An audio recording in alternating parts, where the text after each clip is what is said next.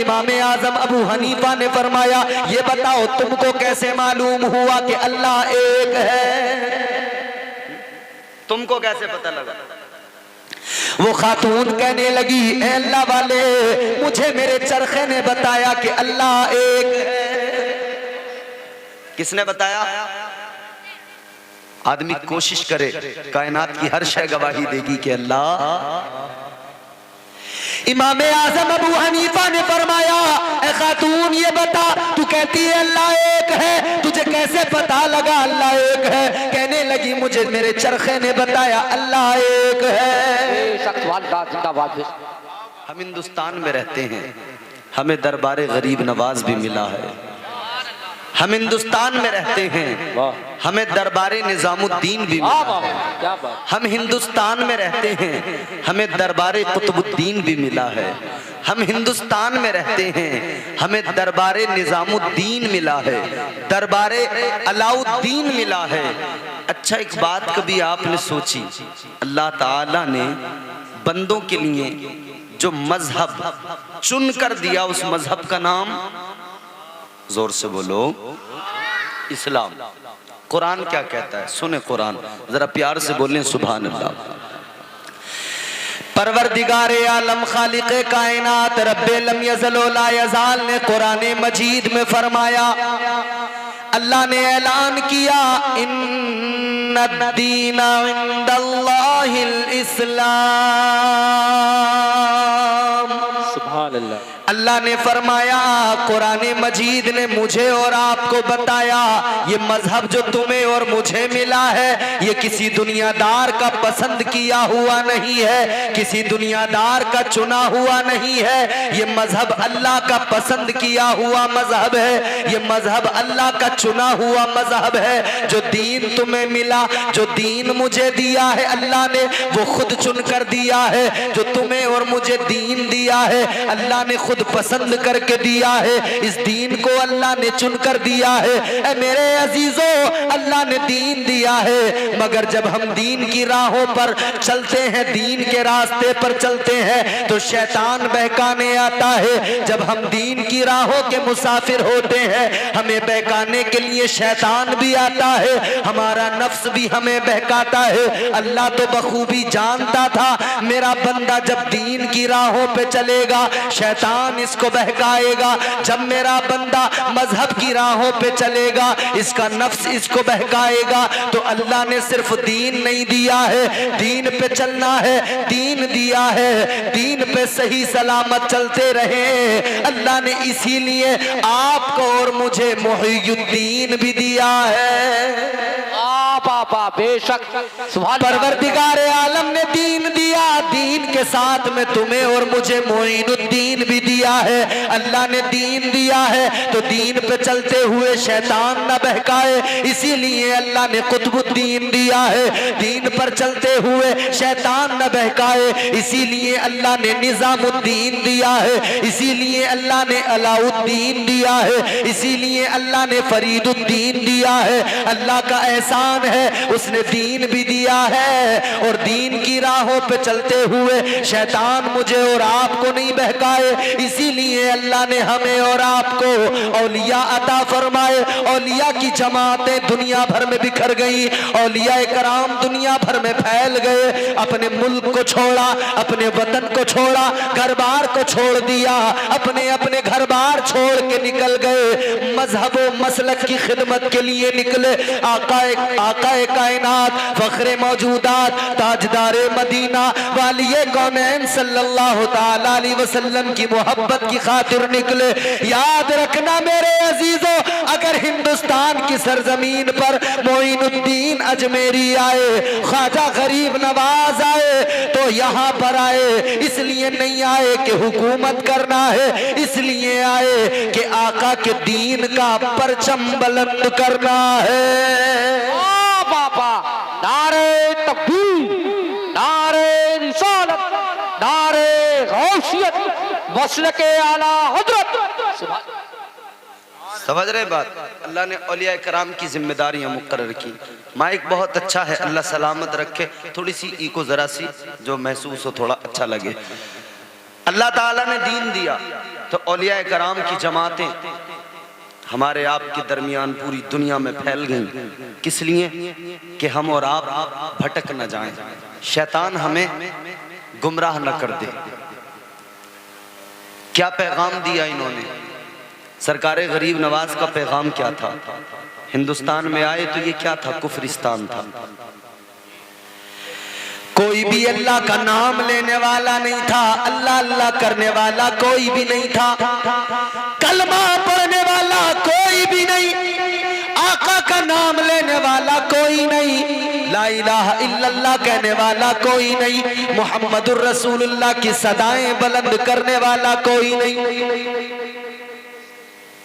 अल्लाह ने चुना, हुजूर ने हुक्म दिया, मोइनुद्दीन हिंदुस्तान चले जाओ। सरकारे अजमेर हजरत ख्वाजा मोइनुद्दीन चिश्ती संजरी रहमतुल्लाह ताला अलैह आप हिंदुस्तान में तशरीफ लाए। पैगाम क्या दिया? वही पैगाम दिया जो पैगाम मुस्तफ़ा जाने रहमत ने फारान की चोटी पे खड़े हो के मक्के वालों के सामने अल्लाह का पैगाम सुनाया था। फारान की चोटी पे खड़े होकर तौहीद का पैगाम जो आका ने दिया था, जो तौहीद का सबक उधर आका ने पढ़ाया था, उसी सबक को पढ़ाने के लिए हिंदुस्तान में सरकारे गरीब नवाज तशरीफ लाए। बेशक सुभान अल्लाह बेशक। वो पैगाम क्या था? वो पैगाम था कि अल्लाह तबारक व तआला ने हमें और आपको पैदा किया है, इंसान को पैदा किया है।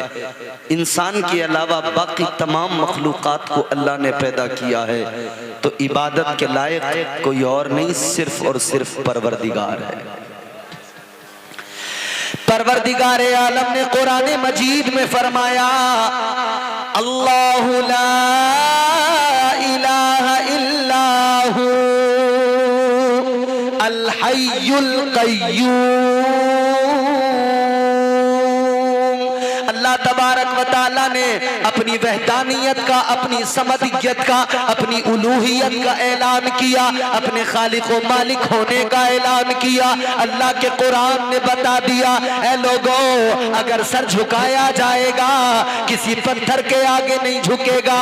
सर को झुकाना है तो दरियाओं के आगे नहीं झुकाना है, सर को झुकाना है तो आग के सामने नहीं झुकाना है, सर को झुकाना है तो सिर्फ और सिर्फ अल्लाह के सामने झुकाना है। सर झुकेगा तो सिर्फ और सिर्फ खुदा की बारगाह में झुकेगा। अल्लाह ही इबादत के लायक है, उसके सिवा कोई दूसरा माबूद नहीं है। वो तन्हा है, वो अकेला है, वहदहू ला शरीक है, उसके अलावा कोई इबादत के लायक नहीं है, उसका कोई शरीक नहीं है, वो अकेला माबूद है। ए मेरे अजीजों, याद रखना, दुनिया खुद नहीं बन गई, बनाने वाला कोई है, और जिसने बनाया है वही इस दुनिया का खालिक है, वही इस कायनात का मालिक है। अल्लाहु अकबर। हजारों माबूदा ने बातिल को मानने वाले, उन्हें खबर नहीं, मालूम नहीं है। मेरे आका ने 1400 साल पहले यही तो पैगाम दिया था, ऐ लोगों, जिन माबूदा ने बातिल के सामने सर झुकाते हो, याद रखना ये खालिक नहीं मखलूक है। वाह वाह वाह बेशक सुभान अल्लाह। सर झुकता है खालिक की बारगाह में, मखलूक के सामने नहीं झुकता। मैं आपको कुरान सुनाऊंगा, कुरान सुनना, आप कुरान से अपने अकीदे को भी समझना। सर झुकेगा तो सिर्फ अल्लाह के हुजूर, वो अकेला खुदा है। अल्लाह कितने हैं बोलो? एक है। बच्चा बच्चा हमारा कहता है ना, हम बच्चों को बचपन से सिखाते हैं अल्लाह एक है। हजरत इमाम आजम अबू हनीफा का दौर था, एक खातून, एक बूढ़ी औरत चरखा चलाती थी, सूत काटती थी। इमाम आजम अबू हनीफा आपके दौर की वो खातून जो चरखा चलाती है। एक मर्तबा इमाम आजम अबू हनीफा की बारगाह में आई कोई सवाल मालूम करने के लिए। हजरत इमाम आजम ने सवाल का जवाब दिया, लेकिन आपने एक सवाल किया। आपने फरमाया, ए खातून, ए बूढ़ी औरत, ये बताओ करती क्या हो? कहने लगी, मैं चरखा चलाती हूँ। आपने फरमाया, ये बताओ अल्लाह एक है? कहने लगी, एक है। अल्लाह वाले ने फरमाया, इमाम आजम अबू हनीफा ने फरमाया, ये बताओ तुमको कैसे मालूम हुआ कि अल्लाह एक है? तुमको कैसे पता लगा? वो खातून कहने लगी, ए अल्लाह वाले, मुझे मेरे चरखे ने बताया कि अल्लाह एक है। किसने बताया? आदमी कोशिश करे, कायनात की हर शय गवाही देगी कि अल्लाह एक। इंसान फकत कोशिश करे, जरा सी गौर खौस करे, अपने आज़ाए बदन देखो, अपने आप पर नजर डालो, तुम्हारा वजूद कहेगा अल्लाह। इमाम आजम अबू हनीफा ने फरमाया, ए खातून, ये बता, तू कहती है अल्लाह एक है, तुझे कैसे पता लगा अल्लाह एक है? कहने लगी, मुझे मेरे चरखे ने बताया अल्लाह एक है। जिंदाबाद। फरमाया कैसे? इमाम आजम अबू हनीफा ने दो सवाल किए थे उस खातून से। पहला सवाल था कि ये बता अल्लाह है? उसने कहा है। कहा तुझे कैसे पता लगा? कहने लगी, मुझे मेरे चरखे ने बताया अल्लाह है। दूसरा सवाल ये था कि अल्लाह एक है या एक से ज्यादा? कहने लगी, एक का कैसे पता लगा? कहने लगी, मेरे चरखे ने बताया। इमाम आजम अबू हनीफा ने फरमाया, अच्छा दोनों बातों को जरा एक्सप्लेन करके बता, जरा मुझे समझा तो सही। अल्लाह एक है, तेरे चरखे ने बताया। अल्लाह है, तेरे चरखे ने बताया, कैसे बताया? कहने लगी, ऐ इमाम आज़म अबू हनीफा, सुनो, गौर से सुनो, मेरा चरखा मुझे बताता है कि अल्लाह है। मेरे चरखे ने बताया। कैसे बताया? कहने लगी, ये मेरा चरखा है, अगर इसे मैं चलाऊं तो चलता है, ना चलाऊं ना चलेगा। अगर इसे चलाऊंगी चलेगा, अगर नहीं चलाऊंगी तो यूं ही रखा रहेगा। कहने लगी, ये कायनात भी है, ये कायनात भी एक चरखे की तरह है, इस कायनात का निजाम भी एक चरखे की तरह चलता है। तो जब कायनात है, इसका निजाम चल रहा है, तो फिर जाहिर है खुद नहीं चल रहा, बल्कि इसे चलाने वाला भी मौजूद है। कहने लगी, अगर मैं चरखा न चलाऊं, चरखा नहीं चलेगा, तो फिर जब अल्लाह इस कायनात का निजाम नहीं चलाए तो निजाम कैसे चलेगा? चल रहा है तो मतलब साफ है, चलाने वाला भी मौजूद है, और चलाने वाला जो है उसी जात को हम अपना माबूद कहते हैं। जिंदाबाद।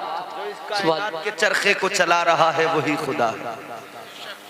तो आपने फरमाया, अच्छा ये बता अल्लाह, तू कहती है एक है, कहती है मेरे चरखे ने बताया, तो बता कैसे तेरे चरखे ने बताया कि अल्लाह एक है? कहने लगी, ये बात भी मुझे मेरे चरखे से मालूम हुई, मुझे मेरे चरखे ने बताया कि अल्लाह एक है। कहने लगे, कैसे?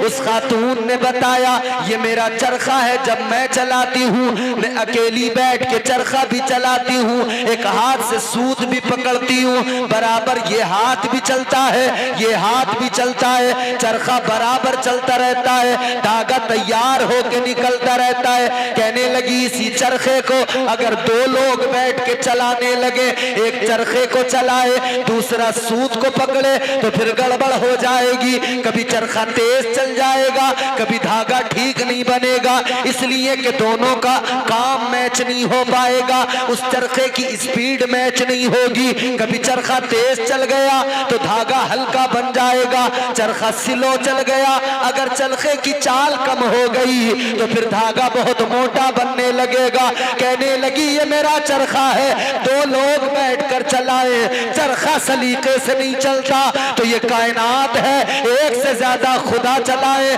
तो कायनात का निजाम कैसे चल सकता है? कायनात का निजाम अपनी जगह पर बराबर चल रहा है, तो पता लगता है कि अल्लाह एक है, इसीलिए ये कायनात का चरखा बराबर चल रहा है।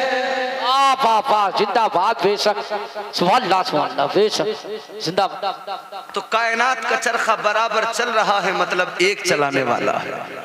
एक से ज्यादा चलाने वाले होते तो दिक्कत आती। फिर दिक्कत आती कि नहीं आती? एक खुदा कहता कि सूरज इधर से निकालना है, दूसरा खुदा कहता नहीं आज इधर से नहीं, आज इधर से मगरिब से निकालना। तो खुदाओं में आपस में इख्तिलाफ हो जाता है। भाई घर में बाप बेटे में इख्तिलाफ हो जाता है, भाई भाई में इख्तिलाफ हो जाता है, मियाँ बीवी में इख्तिलाफ हो जाता है।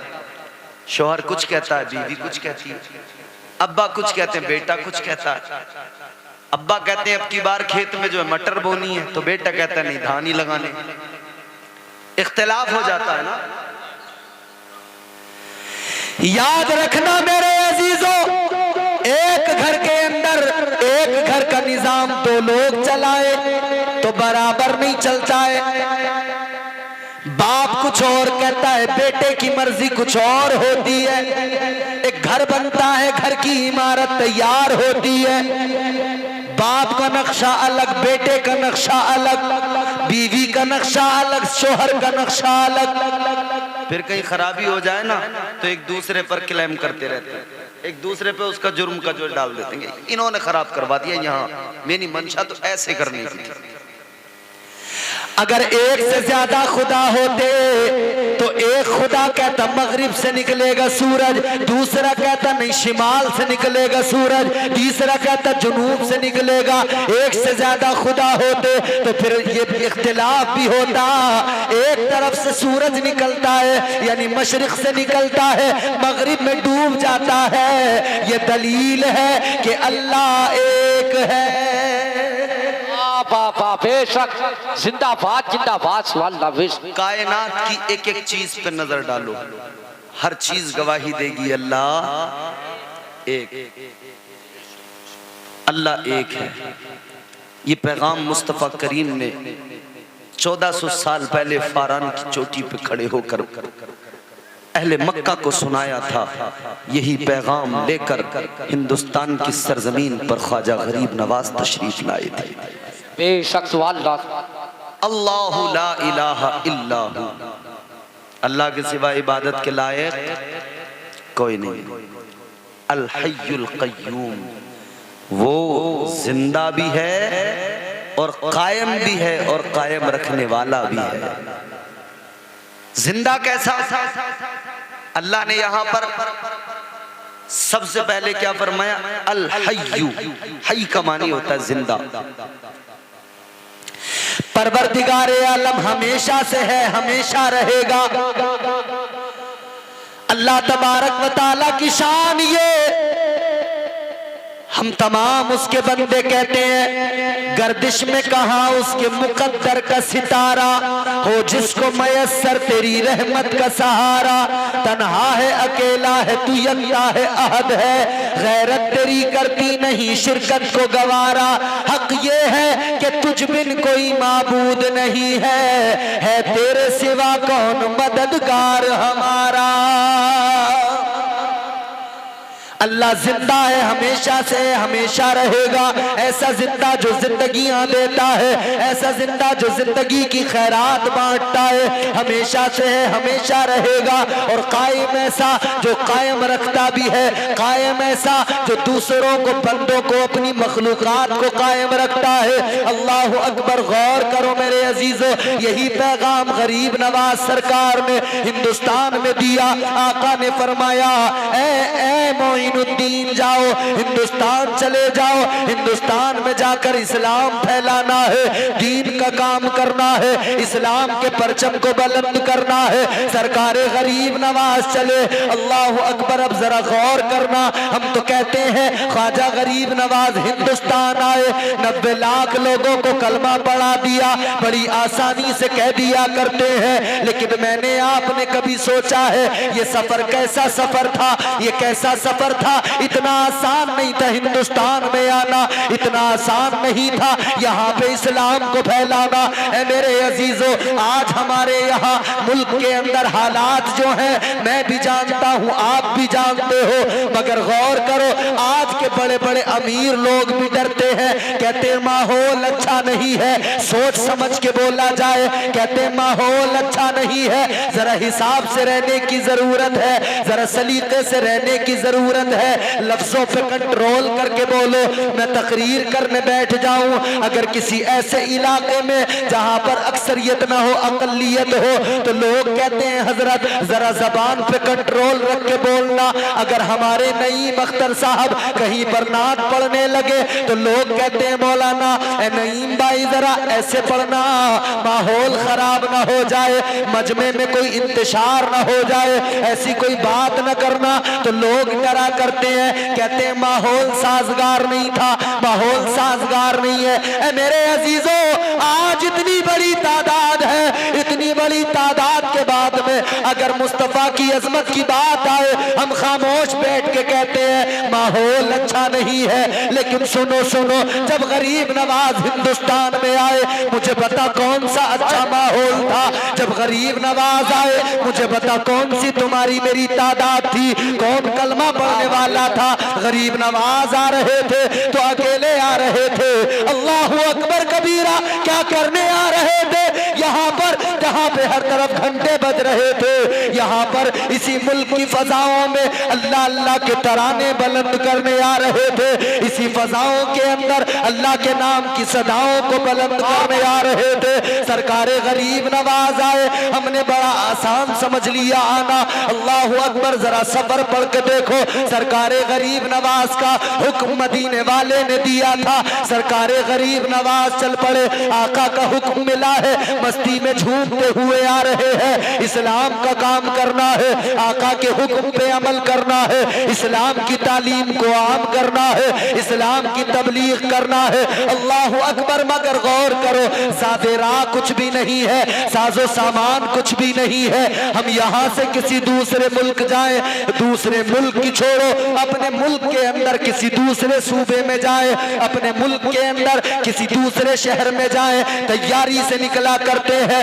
खाने पीने की चीजें भी साथ होती है, पहनने के कपड़े भी साथ होते हैं। वाह गरीब नवाज, तेरी अजमत को सलाम। सरकारे गरीब नवाज चले हैं, साजो सामान नहीं है तो बस मुस्तफा का फरमान है। चल पड़े मेरे अजीजों, और चलते चलते रास्ते में जब भूख लगी तो सब्र किया, जब प्यास लगी तो सब्र किया, कहीं पानी का चश्मा मिला, कोई दरिया मिला तो पानी पी लिया, प्यास बुझा ली। अगर कहीं भूख लगी, खाने को कुछ नहीं है, दरख्तों के पत्तों को चबा लिया, भूखे रह रहे के सफर किया है। गरीब नवाज सफर कर रहे हैं, कैसा सफर है मेरे अजीजों। सरकारे अजमेर आ रहे हैं, हिंदुस्तान की सरजमीन पे आ रहे हैं, चलते चलते पैरों में छाले पड़ गए, पैर जख्मी हो गए। अल्लाहु अकबर, पैरों में छाले पड़े, मगर फिर भी आशिक रुकता नहीं है, फिर भी दीवाना रुकता नहीं है, इसलिए कि दीवाना दीवानगी में चलता है।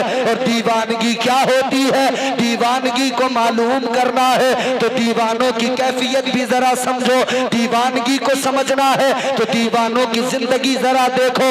आज अजमेर जाने वाले बहुत हैं, आज दरगाह पे हाजिर होने वाले बहुत हैं। दरगाह पे जाने वालों, दरगाह पे जाना बड़ी अच्छी बात है, अजमेर में फातिहा पढ़ना बड़ी अच्छी बात है, बारगाह गरीब नवाज में जाना बड़ी अच्छी बात है। मगर इतना याद रखना, बारगाह गरीब नवाज में जाओ तो सिर्फ इतना न करना कि वहां से जरा सी शीरनी लेके आ गए। दरबारे गरीब नवाज में जाना तो इतना न करना कि खिलौने लेके आ गए। दरबारे गरीब नवाज में जाना तो सिर्फ इतना न करना एक अंगूठी खरीद के ले आए। दरबारे गरीब नवाज में जाना तो इतना न करना जरा सा सामान लेके आ गए। अरे दरबारे गरीब नवाज में जाने वालों, वहां जाते हो तो वहां से ख्वाजा की सीरत लेके आओ।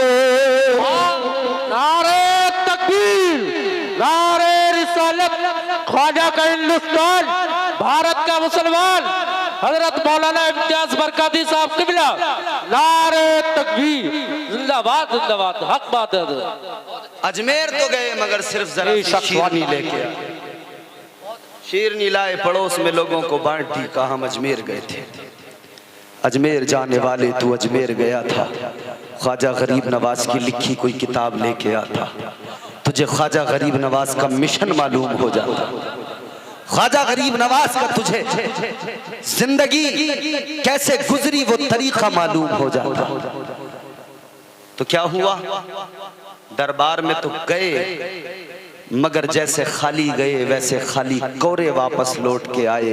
यही तो वजह है बारगाहे गरीब नवाज में आना जाना था, मगर फिर भी ऐसा हुआ कि न जाने कितने लोग बहक गए, गुमराह हो गए, रास्ते से भटक गए। किस लिए?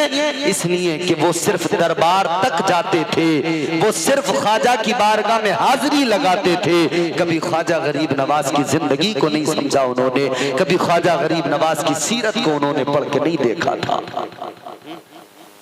वलियों से प्यार करने वालों, वलियों की कब्रों पे हाजिरी देना बाइस बरकत है, मगर उनकी जिंदगियों से सबक हासिल करना ये असल इस्लाम है, ये असल दीन है।